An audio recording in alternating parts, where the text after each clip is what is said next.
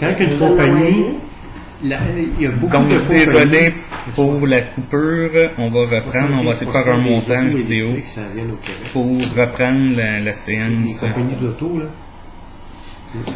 Donc, on va reprendre justement, là, désolé À pour la 10.3. Ouais, 10.3 de Québec. Donc, est-ce qu'on a un proposeur pour l'entente de partenariat? Puis à 10.4, Hydro-Québec, entente de contribution financière. Donc, c'est le même dossier, la même chose. Donc, Hydro-Québec, la demande de la municipalité ayant été acceptée pour la borne de recharge pour les véhicules électriques. Hydro-Québec propose donc l'entente de contribution financière qui consiste à la subvention telle quelle pour le projet, pour l'installation, l'achat et l'installation de la borne ainsi que la réalisation des travaux. Donc, vous avez le projet d'entente de contribution financière proposé par Hydro-Québec à la municipalité. Avoir un proposeur. Jean-François. Point 11, gestion et direction générale, 11.1, changement des portes de garage au garage municipal. Donc, lors de la dernière séance du conseil, vous aviez autorisé les procédures pour faire des soumissions pour changer les portes de garage au garage municipal, surtout que le projet serait subventionnable par le PRABAM, le programme d'aide financière pour les bâtiments municipaux. Donc, vous avez la soumission de Dracard de Drummondville au montant de 26 306 $. Qui est subventionné À à 100%. 100%. Ouais. Proposeur? Il y a juste une solution, dans le fond, c'est celle-là, c'est sûr. Ouais. Diane? Mais là, t'as deux soumissions. C'est juste une réparation, puis l'autre c'est changé. Au début, c'est une réparation juste parce qu'il y a un panneau qui est croche. Fait qu'au début, on s'était dit de rien changer le panneau puis d'ajouter un détecteur de mouvement. Tandis que l'autre, c'est pour faire toute l'autre soumission, ça l'inclut les deux, là, plus tout le changement de toutes les portes. Là. Puis là, ils ont tous des détecteurs de mouvement. Ouais. Point 12, loisirs et culture. 12.1, organisation de l'Halloween. Donc, vous pouvez consulter la programmation rédigée par la coordonnatrice au loisir concernant la fête de l'Halloween qu'elle prévoit organiser le samedi 30 octobre, dont notamment un concours de maisons décorées et maison hantée au chalet des loisirs.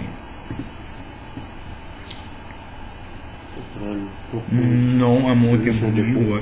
Okay. Point 13, service d'hygiène. 13.1, dépôt des rapports de l'usine d'épuration de la ferme Aquatec à Sisto. Vous pouvez consulter le rapport. Hein. Point 14, correspondance. 14.1, dépôt de documents et des correspondances du mois.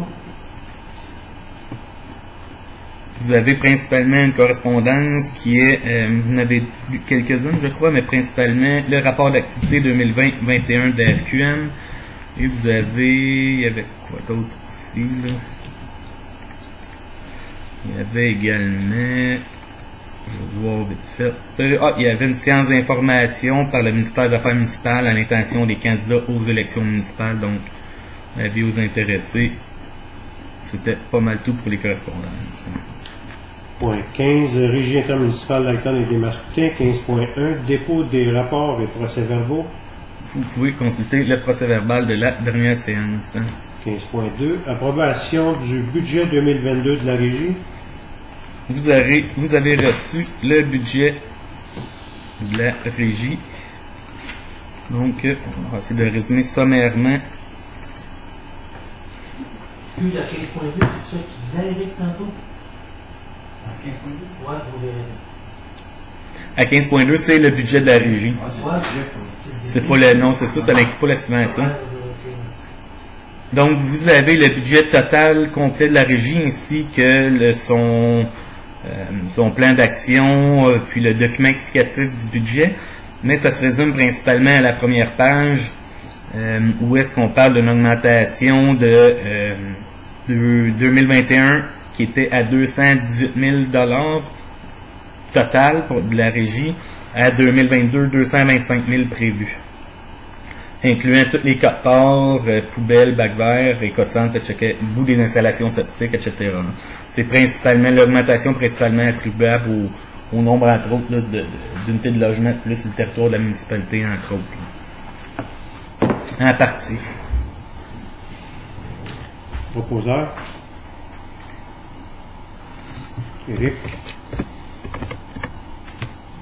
16, MRC Rectum, 16.1, dépôt des rapports et procès-verbaux. Vous pouvez consulter les documents de la MRC. 16.2, prévision budgétaire pour le service régional d'inspection en bâtiment. Donc, vous avez le projet de budget de la MRC. Donc, les chiffres ayant changé un petit peu, vous avez les notes et commentaires là, du directeur de service du directeur d'aménagement à la MRC concernant la répartition du calcul pour l'inspecteur en bâtiment par rapport aux autres municipalités, entre autres, là, pour le service en général, le service d'inspection. Est-ce qu'il y a des questions concernant... Non? Ça va prendre un proposeur. Philippe. 16.3. Dépôt du projet de plan conjoint de gestion des matières résiduelles, PCGMR, des MRC d'Acton et des Mascoutins. Vous pouvez consulter le dépôt par la régie ainsi que les MRC.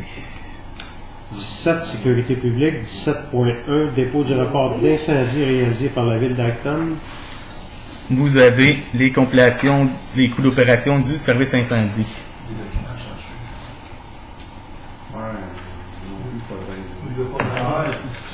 Non. Peut-être de fermer, si vous fermez Dropbox puis de rouvrir peut-être. C'est des problèmes Internet, là. C'est des problèmes Internet.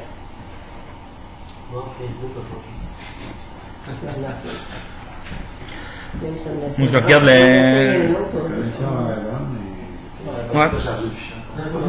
Ça doit être vraiment Dropbox, parce que moi, mes connexions à moi sont bonnes.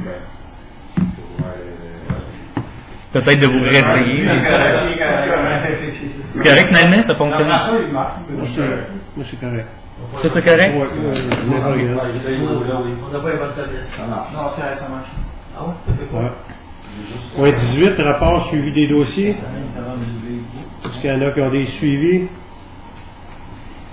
Je peux te dire que le prix moyen des ventes des matières là, de récupérer, là, comme le carton plastique, tout ça, ben, le prix moyen, là, on est à 201,70, c'est un record. C'est cher. Ça a monté énormément. Hein? Le métal, le plastique, le carton, tout ça. On est rendu à un prix moyen de 201,70. C'était combien avant? Ah, C'était plus bon que ça? Ça a dû en bas de 100$, ça donne un peu de 38$, c'est plus. Fait que là, pour la régie, ça doit être à zéro. Oui, c'est ça, ça nous revient. Il y a juste le transport à payer, Ouais. mais pour le tri, c'est tout à zéro. Ouais, là, je peux pas te dire, pas assez expert là-dedans. Ben, c'est sur fin une fois courte, là. Quand la matière ne vaut pas assez cher, le transport, ça, il faut le payer. Si on n'a pas le choix, il faut payer le transport. Mais quand la matière est plus dispendieuse, est plus recherchée, autrement dit, là, le tri ne coûte rien.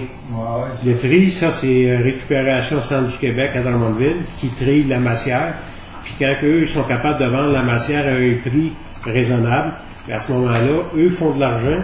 Puis par le fait même qu'eux autres font de l'argent, ben ils nous chargent rien pour trier la matière. Fait que l'année passée, si je ne me trompe pas, une partie de l'année, ça coûtait, là, il fallait payer pour faire trier la matière, tandis que là, la matière est pas mal plus recherchée, là, est plus onéreuse, si on peut dire. Là. le moins c'est le marché, là, parce que là, ils vont pas chercher ça dans d'autres pays. Là, ça, Ouais. ils sont à rentrer.